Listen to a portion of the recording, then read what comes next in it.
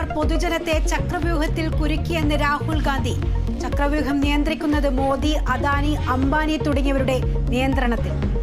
If the defense minister decides he wants to be prime minister, there is a big problem. There is fear.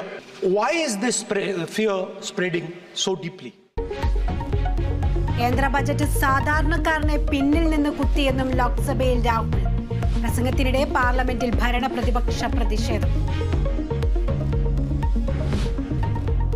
Kerala സർവകലാശാലയിലെ syndicate തെരഞ്ഞെടുപ്പിൽ ചരിത്രത്തിലാദ്യമായി BJPക്ക് ജയം. BJPയുടെ 2 പ്രതിനിധികൾ ജയിച്ചു. 12-ൽ 9 സീറ്റുകൾ നേടി LDF. ഔദ്യോഗിക പ്രഖ്യാപനം കോടതിയിലുള്ള കേസുകളിലെ വിധി വന്ന ശേഷം.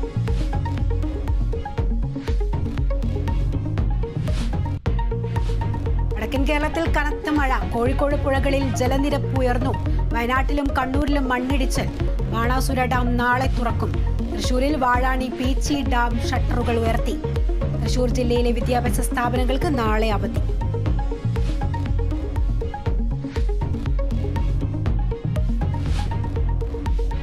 സംസ്ഥാനത്ത് വീണ്ടും അമീബിക് മസ്തിഷ്ക ജ്വരം. കോഴിക്കോട്ടെ 4 വയസ്സുകാരന് പോസിറ്റീവ്. കോഴിക്കോട് സ്വകാര്യ ആശുപത്രിയിൽ ചികിത്സയിൽ. തിരൂരിൽ അർജുനെ കാണാതായിട്ട് 2 ആഴ്ച പിന്നിടുന്നു. ഇന്ന് പുഴയിൽ തെരച്ചിലില്ല.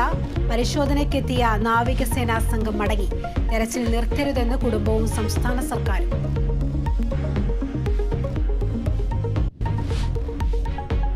പാരീസ് ഒളിമ്പിക്സ് ഹോക്കിയിൽ അർജന്റീനയെ സമനിലയിൽ തളച്ച ഇന്ത്യക്കായി ഗോൾ നേടി ക്യാപ്റ്റൻ ഹർമൻപ്രീത് സിംഗ്. ഷൂട്ടിംഗിൽ ഇന്ത്യക്ക് നിരാശ.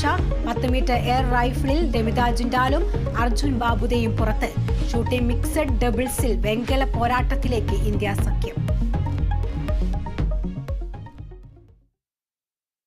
ലോക്സഭാ ബജറ്റ് ചർച്ചയിൽ പ്രധാനമന്ത്രിക്കെതിരെ ആഞ്ഞടിച്ച് രാഹുൽ ഗാന്ധി.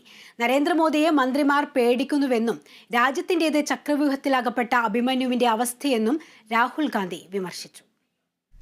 പ്രധാനമന്ത്രി നരേന്ദ്രമോദിക്കെതിരെ ശക്തമായ ഭാഷയിലായിരുന്നു